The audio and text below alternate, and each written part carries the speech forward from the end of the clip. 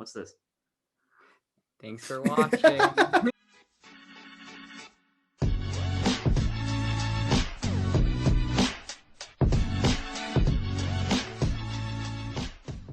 What's up, guys? Welcome back to another episode of Inside the D, episode 30.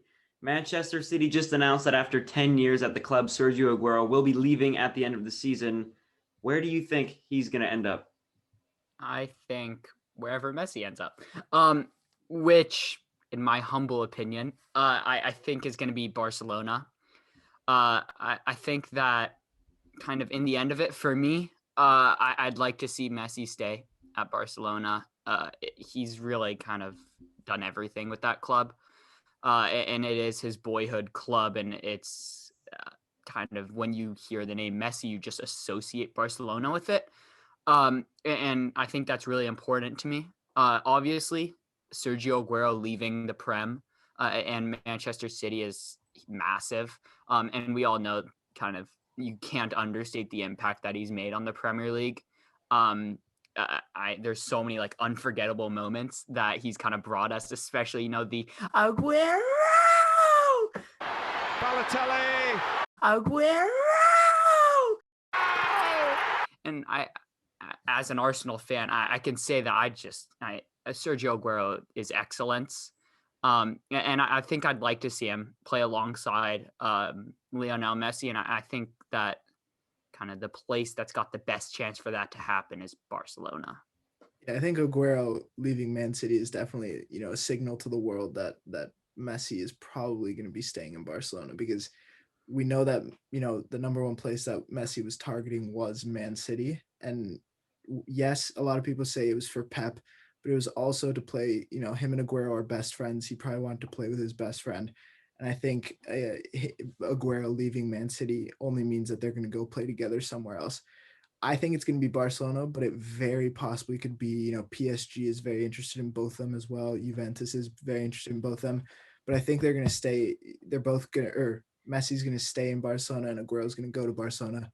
I saw recently, Messi's been much happier playing on the field with the team. He's been much, more connected with the team. We saw at the start of the year, he was, he'd kind of stay disconnected. He wouldn't really celebrate as much, be as happy. More recently, you see him, ever since they started winning again, started playing well, he's back with the team. He's back happy. I think he's going to stay. As sad as it is, because I felt like I wanted him to leave, see him play somewhere else, but I think he will stay. Yeah, thinking of PSG, imagine this attack, right? Neymar at the 10, you got the wingers Mbappe and Messi, and then you've got Aguero up front. I think that's a pretty dangerous attack. PSG seems like the best option, I think, for Aguero. Just because Messi, I think, will either follow him or Aguero will follow Messi, either or. Because I really don't think Messi is going to stay at Barcelona. I know last year we thought he was going to leave and then he stayed.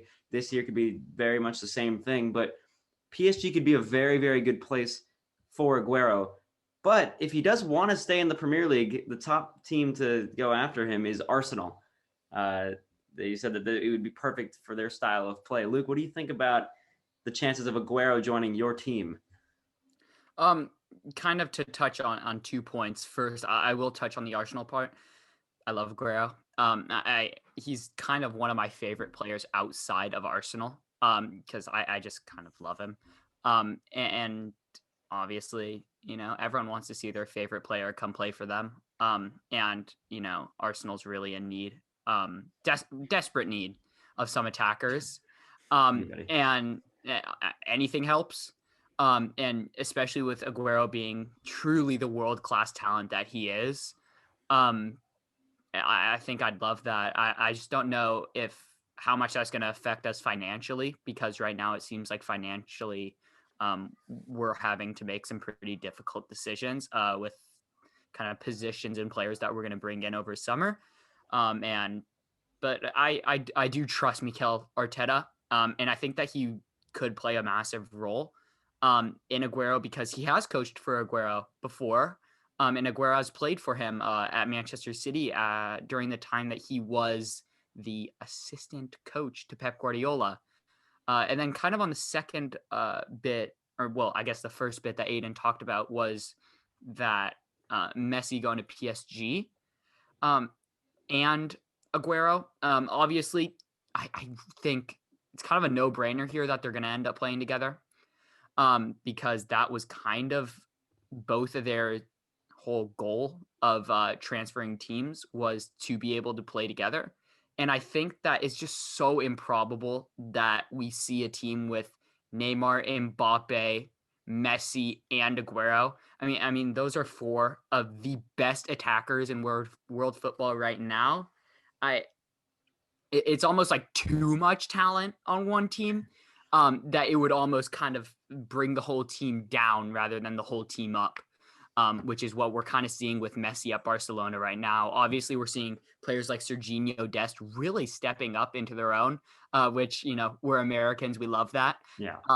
But I just think it's so improbable that not only that Messi goes to PSG on his own, but also that Aguero would go as well, because I mean, it's just so unrealistic that that's a front four. I mean, that's like FIFA career mode type. Like you're just like, let me sign all the best players, and you end up getting Mbappe, Neymar, Messi, and Aguero. Yeah, I think I also want to talk a little bit about Barcelona because I think it's a little weird, or not weird, but they're kind of letting Messi dictate what they're going to do this summer. They're going to try and do anything they can to keep Messi, and obviously bringing in Aguero is going to be a major part of that. But I also think it's limiting them on what they can do this summer, because one of their big targets last summer, they weren't able to do it. This summer, it still is to get Memphis Depay. And if you're bringing Aguero to play the striker, you can't go out and get Memphis Depay because you've already filled that striker role. He's probably going to go somewhere else. Yeah, exactly. And about Griezmann, he's got to figure out what he's going to do because he's going to lose that striker role. And if they push him to left wing, then it's Ousmane Dembele who has to figure out. Them bringing in Aguero and Ansu Fati. Them bringing in Aguero is, I think it could cause some problems within the club because you got to think he's coming to the end of his career. How long is he really going to be able to be in Barcelona? And is it worth bringing him in to lose, a star like Griezmann, who's still got a good amount of years left in him? It's interesting to think about because there are a lot of teams that I could see Aguero at. It's going to be really weird to see Aguero also leave Man City, considering he's been there for a decade, right? I want to focus a little bit on what he's done for Manchester City. Luke, you mentioned the Aguero, the title winning, the first title in Man City's Premier League era. So it's going to be really weird. Obviously, Aguero hasn't been the star player for Manchester City in recent years. He's dealt with injury, getting a bit older. He's got 257 goals and 380 some appearances for Manchester City, which is unbelievable. Where do you think he ranks in best strikers of all time in the Premier League? Ooh. All-time best. All-time best. Really? 100%. I say second. More than Rooney? Yes. Yeah. Well, Rooney wasn't even the one of the debatable. More than Thierry Henry? Yes. Yes. Really? He's number 2 to Alan Shearer. No, I'd put Aguero. No, I think Aguero's one. And then Shearer 2? I think the rest of it you can kind of mix them all together, and I'd be okay with it. But I think Aguero needs to be at the number one because he's done so much for Manchester City. It wasn't just about him; he also did so much for Manchester City. I think if we take in accolades and accomplishments into all of it, I mean, look at Aguero. Look at how much he's won.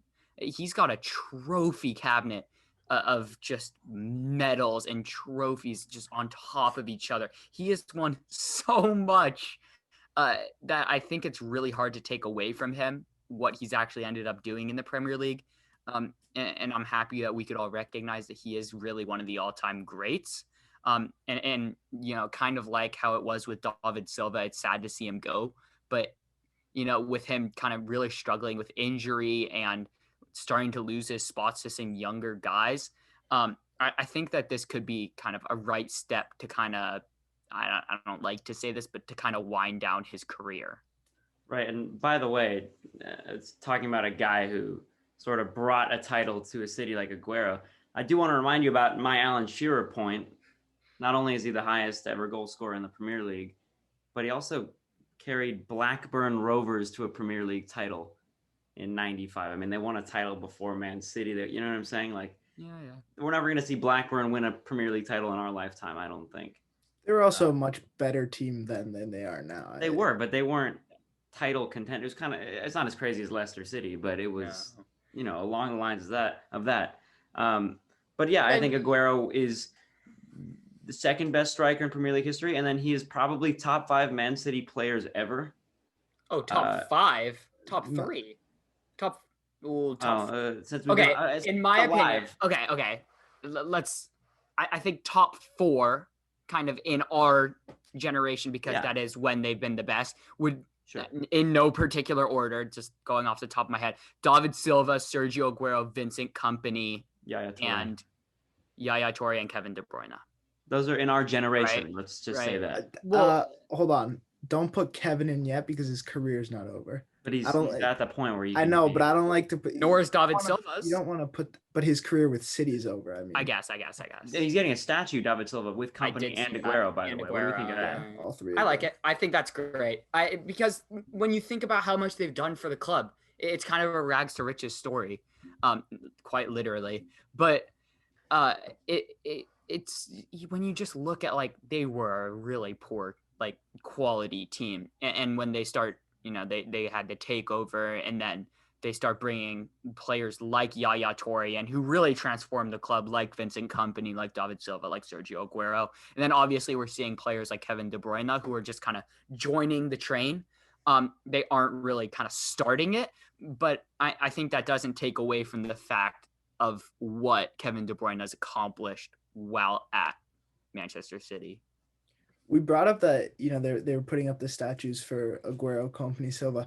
I want to talk about, the way that they've kind of parted, Aguero and Man City. And it was very, it wasn't like mad at Aguero or, being like, oh, how dare you, like, betray us, whatever. But rather they're okay with it now. And I think that shows that Man City's ready to move on from the older players that they have in their team. We saw them let Kompany go, let David Silva go. They're going to let Aguero go. I think it's good for them because they're going to allow the youth to be able to play more. And I think it's only going to help them in the future. So I think this was a good move by Manchester City. I actually disagree with the point that you say this is for the youth to step up, because I think, obviously, we know Manchester City didn't become a superpower until, even when they won the league, I wouldn't say they were still the superpower. I mean, when they won in 18-19, best Premier League team statistically ever, is when they started, became one of the world's best teams. They are now consistently becoming that team. So they're not going to really make way for the youth and the youngsters. They're just going to buy the best players. That's why they're okay with parting with the old guys, because they'll just buy a new guy. They'll buy Haaland, right, to replace him at strikers. So, players like that. I'm not saying Haaland specifically. That is the youth. He's the best. He's the best young player in the world. I'm not saying. But they're not going out and buying like Lewandowski, who he's the best. But he's the best. But they're not doing it because he's old. They're going to go. They bought Ederson. He was already 25. Yeah, but he's a goalie. That's not old. 25. It's not young. It's not youth.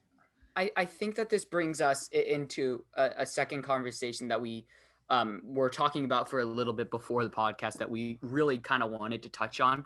And it was this new rule. And I'm going to butcher this, so please correct me, guys. But I'm from my understanding of it, it was a rule that basically allows for clubs to kind of more so control their own financial situation and spend their money kind of more how they please than what's like moral. Right. So in American sports terms, they're getting rid of the salary cap. Yeah. Basically, in simplest terms. Terrible idea. It's an awful idea. I mean, come on, really?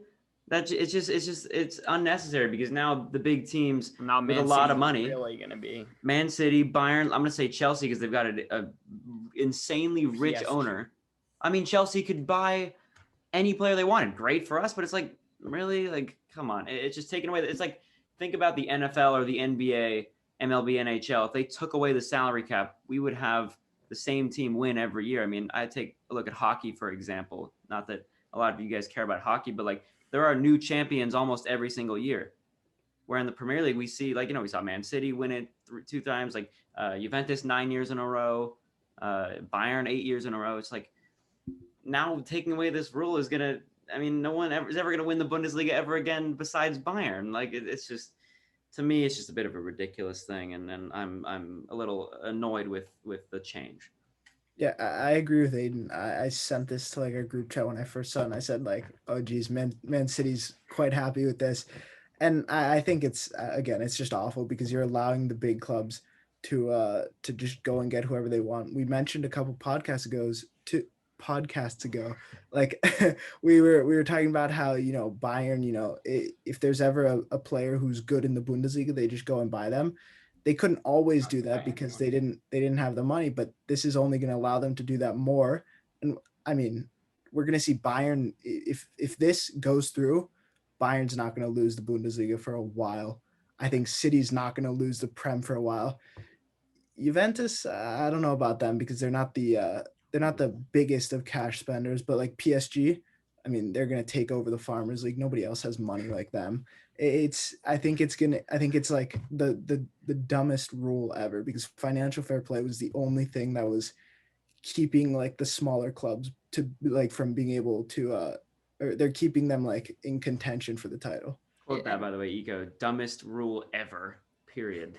There you go. That's your title. So, but I also think that it has this kind of secondary effect that is gonna possibly I don't know. I'm not an economist. I'm not an economist. An economist. Economist, is that What's a word? that? Someone I know about soccer. I don't know. Economics. One who deals with economics. An ecologist? Sure. I don't know. I think it's but- economist. Yeah, sure. Yeah, I'm not an fine. economist. But I think that this could have an effect on the smaller clubs. And I'm just going to use kind of West Ham as a case study here. But when you look at a team like West Ham, teams can now come in, and I'm going to do West Ham and Chelsea just because that's kind of easy on my brain.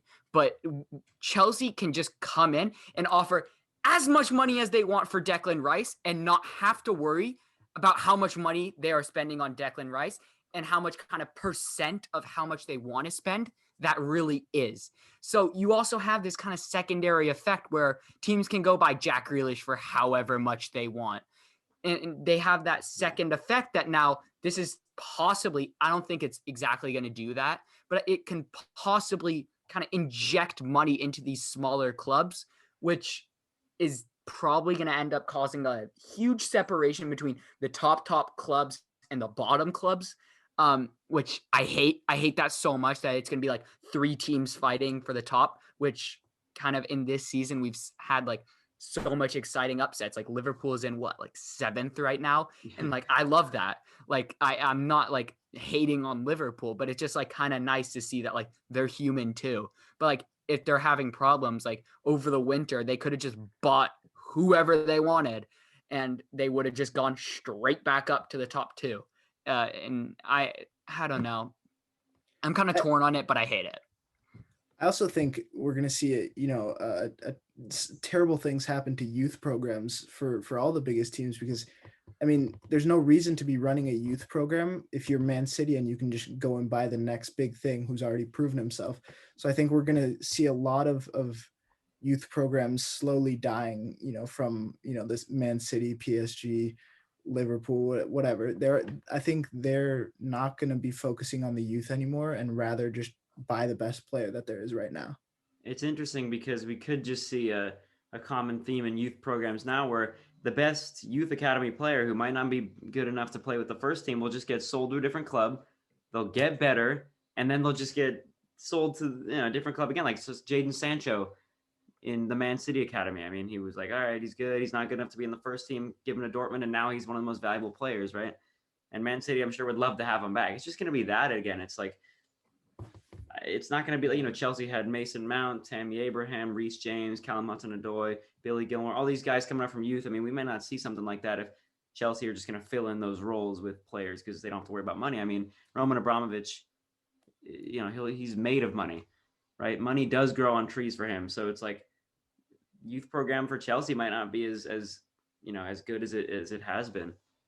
I think a perfect example of what Aiden just talked about was not to bring it back to AC Milan, but Teo Hernandez, when he was first with Real Madrid, he wasn't making it into the first team. They're like, okay, let's just sell him to AC Milan.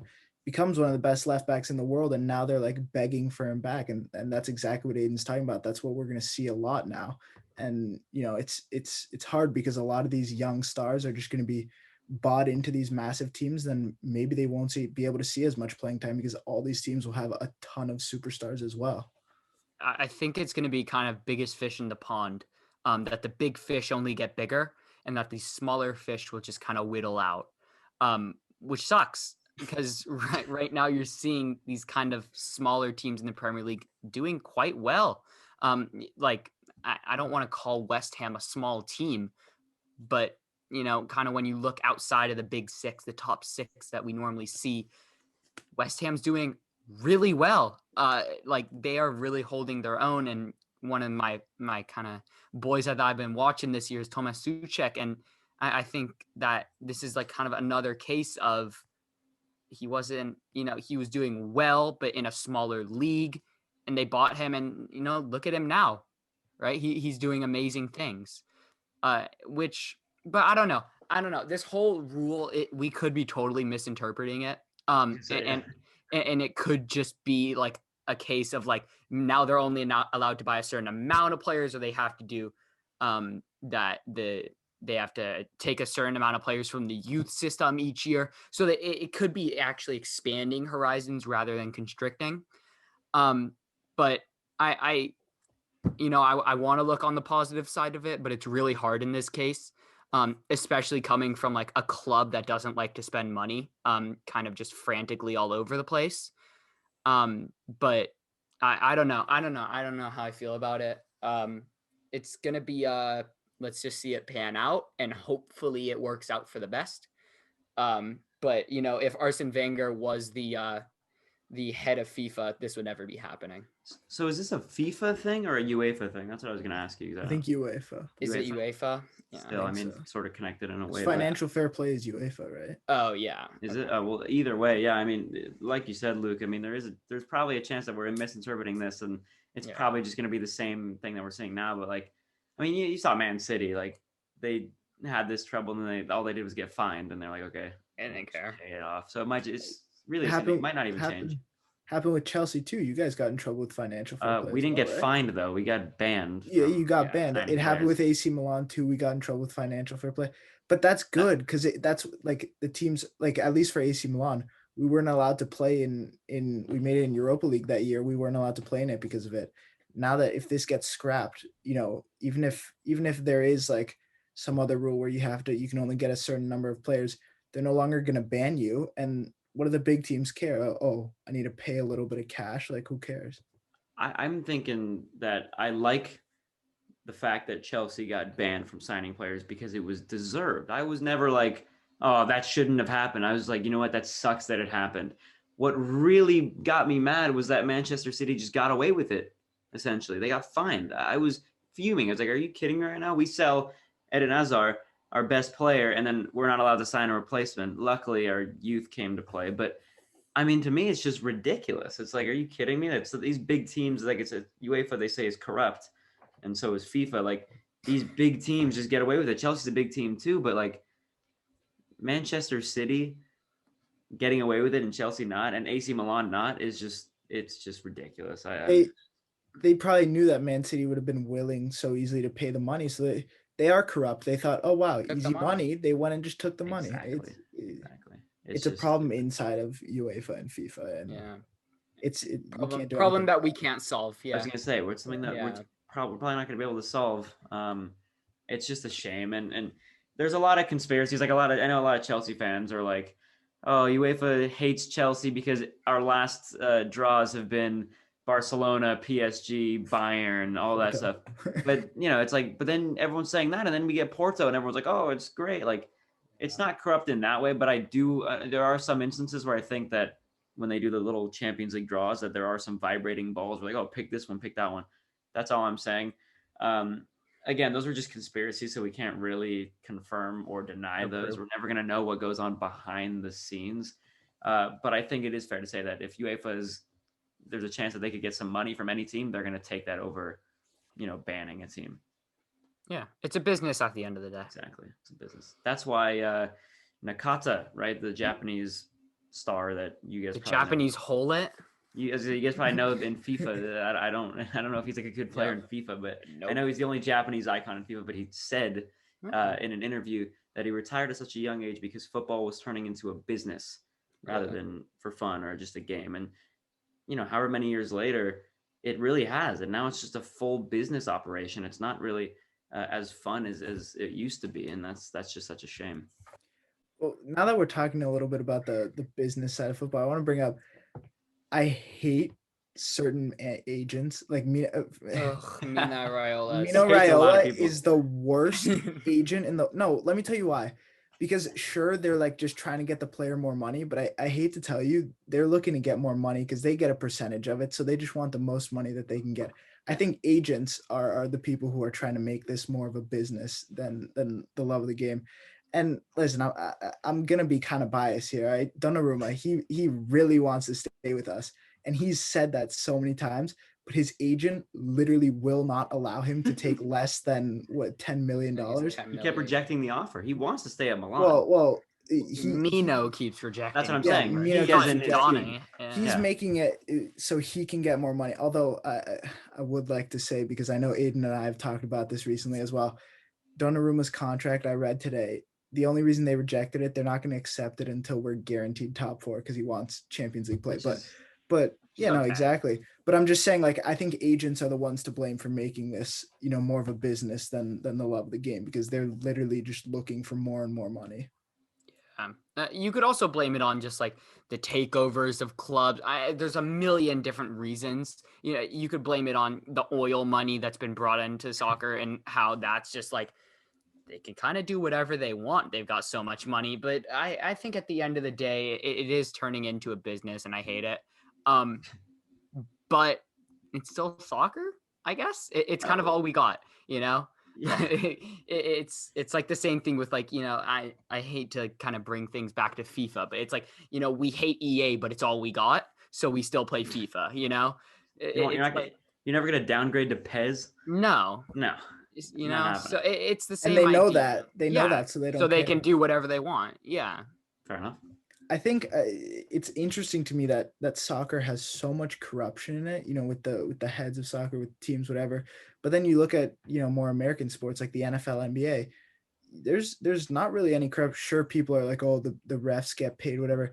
That's never actually true. You look at soccer, a lot of times there's been scenarios where refs have been paid, it's come out. There's a lot of corruption within FIFA and UEFA. And I find that so interesting how, like, why is it kind of accepted in the soccer world, whereas you look at American sports like the NBA, NFL, hockey as well, there's not really any corruption. Obviously back in the day, like for baseball, for example, like match mafia and whatever, exactly, all that stuff. I'm talking more recently. I'm a hockey nerd, like I've mentioned so many times on this soccer podcast for some reason, and there is, again, it's all conspiracy, but like for the draft lottery, which I'm sure you guys know about for basketball and NFL too, but a lot of the times, like some of the Eastern Conference big names, like the New York Rangers or the Pittsburgh Penguins, will get like the high draft picks when they really shouldn't, stuff like that. And it's said that like these types of things happen very often. I don't know how it is in other sports, but I know that happens in hockey. Referees, there's a lot of, I know one referee just got fired in the NHL because his mic was on and he said that like, oh, I called a penalty because I missed one earlier. Like that stuff happens all the time. And they, the NHL had to act on that because, well, he got caught. He had his mic on, but that stuff happens behind the scenes all the time. I mean, referees in every sport, do stuff like that. So it is more common in soccer in corruption wise, but like, I mean, it happens in pretty much everything. Yeah. And as someone who's played quite a lot of soccer in my life before, I would say, I don't like to blame things on referees. I really don't like it. Like they're just as human as the players are, and just as human as the coaches and whatnot, and just as human as the fans. But I think I want to refer back to one quote. I forget who it was against, but it was for Manchester United. And I remember there was a referee who said he was scared to call a penalty due to the backlash that he was going to face. And I think that's I mean, obviously that's not really corruption, because he can't really make money off of that. He's just kind of doing his job. But I think that the media for sure plays a huge role into all of this. That it's almost becoming more than just a game for so many people, which I'm okay with. I love the game just as much as so many other people in the world do. But when you see things like that, people getting death threats, and you're seeing really like racist tweets targeted at players, Salvia Prague, we're gonna beat you guys up. And you're seeing really terrible stuff happening. It just makes me think like, where's it all gone wrong? I think that it's just got to be traced back. Kind of UEFA and FIFA have to really get a hold of all of this. I think that obviously it does, a lot of it comes down to kind of cultural stuff and whatever, which I won't get into, but it's got to kind of get controlled. Kind of the game's got to be balanced out a bit more. Especially we've seen a lot of real mess ups with VAR, and that we've talked about a million times on this podcast before. And I think that all the viewers know how we feel about VAR. But I think that there just needs to be certain tweaks made to the game, just not to just balance it out, because it's more than just a balance. And I remember Arsene Wenger had like a 45-minute interview that he really talked about all of this in. And it's really amazing, and everyone should go watch it. It's in broken English, but that's okay. But I think that it's just like kind of more important than it's kind of more than just a game now. And as we've said before, it's turning into a business. And I think that we're going to have to kind of accept that it's a business and look at it as a business that's got a game to it, because we look at teams like PSG who are becoming designer brands. They're not just a club anymore, right? Right. They're a designer brand. They're selling designer clothes. Right. They're signing players so they could be designer models. Listen, I had a point at the start of Luke's thing, but he just went on for like I was gonna say tangent. Kind of like somehow he went from Manchester United to designer brands, but he brought up Manchester United. There was a scenario that happened just probably like a month ago, maybe a little bit longer, where there was a penalty that was given, and then the ref said to Harry Maguire, he was like, "Yeah, I know that wasn't a penalty, and like VAR told me it wasn't a penalty, but I still gave it." And it's known that he said that, and he actually originally gave a yellow card to Luke Shaw. And then, the Premier League, whoever it was, found this out, and they took away the yellow card from Luke Shaw, which only proved that this was actually real.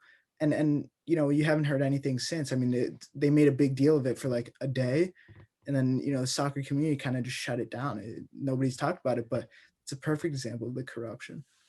It's funny, Iko, you were just saying how you were going to say something at the beginning of Luke's spiel. I also have something to say about something Luke said after he talked about Manchester United, about, referees getting death threats and all the abuses happening online. I mean, we're seeing that more and more. I don't know if it's maybe just because I didn't realize it before, but I feel like now more than ever is where we're seeing more, racial abuse, death threats online, on Instagram, on Twitter, all social media.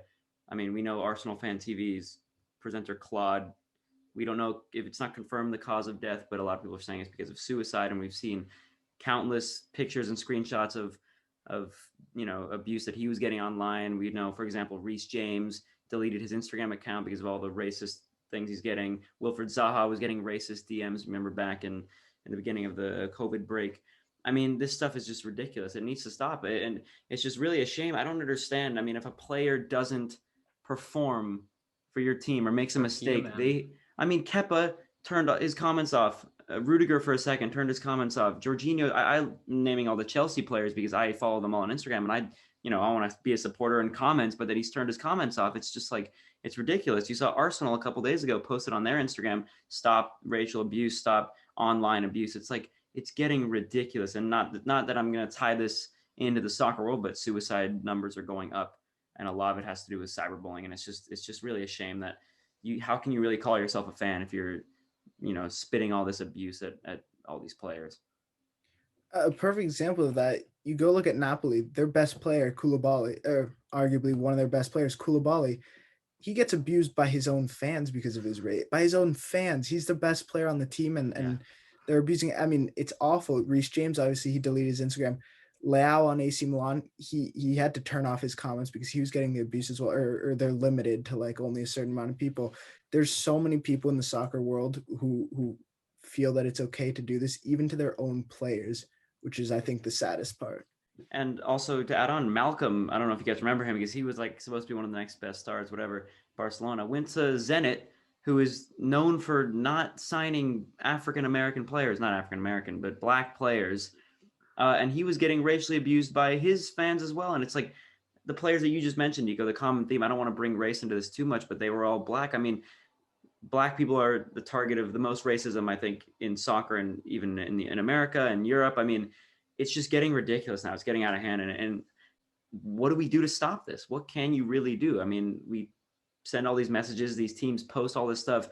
Everyone says, oh, we support you, we support you. But what does that really do? Wilfred Zaha in an interview said that he doesn't even kneel for the Black Lives Matter thing anymore because what has it done?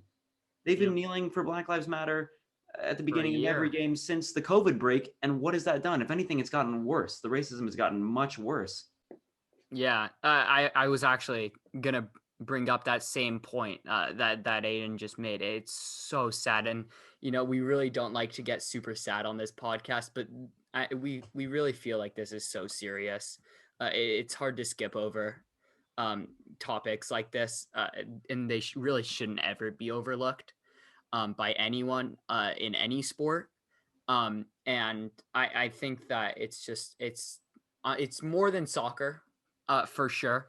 But I think, I mean, there's not how much can they really do about it, you know, and as much as, you know, I wish that they really could do something and make a change. I just don't know how much is, you know, realistically possible, for, you know, FIFA, for UEFA, and for these clubs that they can actually do, as much as I really wish that they could. It's kind of like with everything, not just soccer, but I mean, there's abuse everywhere on social media. I mean, how many times do you go into a comment section and people are fighting with whether or not it's racist or homophobic, or, you know, those are some of the big topics. But I mean, there's hate in every single comment section in every video that I've ever watched my whole life. It's just, it's really getting out of hand. And how do we stop this? It's sort of I hate to say it, but it's something that I don't see really going away anytime soon, especially because it's been getting worse. I mean, what you can do is just individually, you know, be better, I guess, as a person, but there's always going to be people like that out there, and that's never going to change. I think we talked about this, but athletes are now just quitting social media, not just athletes, influencers as well. Like we, you know, I know we're all here like big fans of KSI. He talks about all the hatred he gets. He deleted it.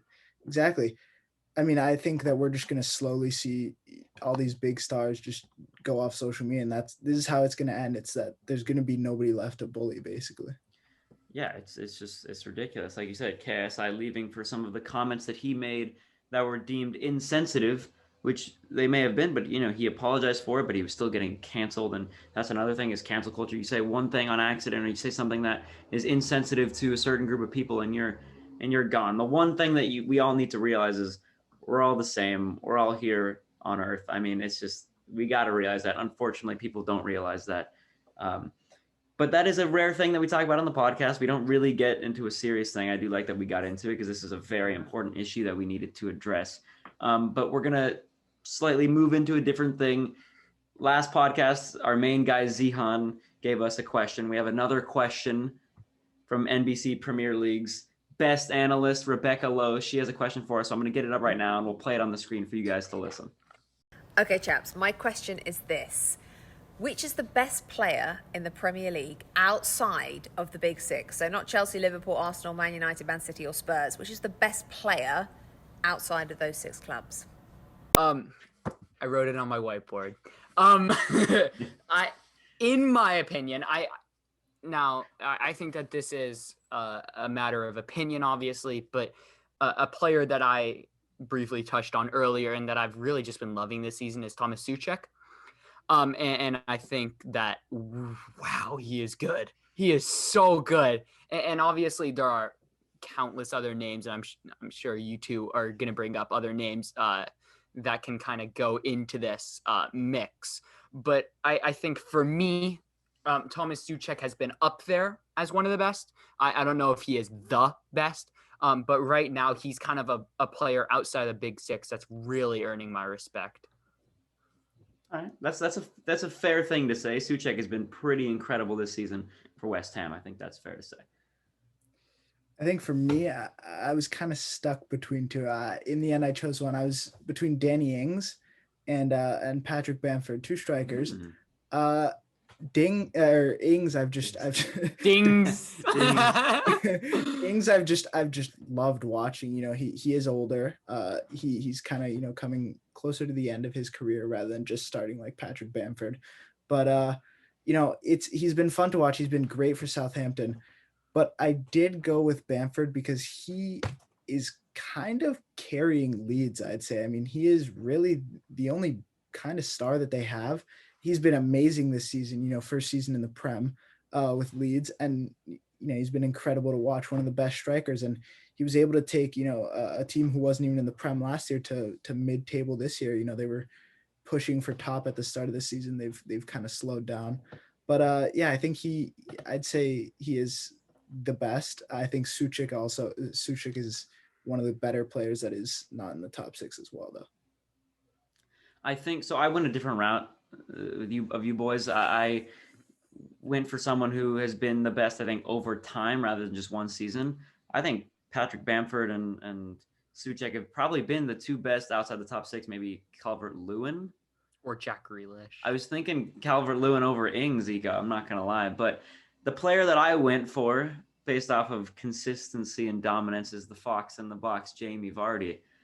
I mean, you kind of forget that he's outside the top six because Leicester has been in the last few years. But Jamie Vardy has been consistently great ever since he had that amazing season when Leicester won the league in 2015-16. I mean, he scored in 11 straight games, beating Van Nistelrooy's record of 10, which is a pretty big name to beat in the record books. I chose him just because maybe he's not performing the best right now. As I would say, if we're doing right now, I would agree with Luke, probably say Suchek.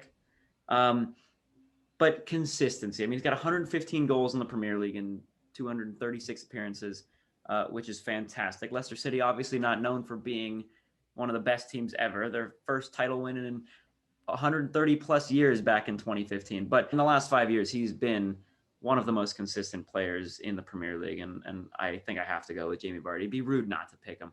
Yeah, I could agree with you on that. I'm not going to compare him to Sergio Aguero, but I kind of just like watching the two of them. Like their kind of brilliance. And yeah, I could agree with Vardy kind of as an overtime pick.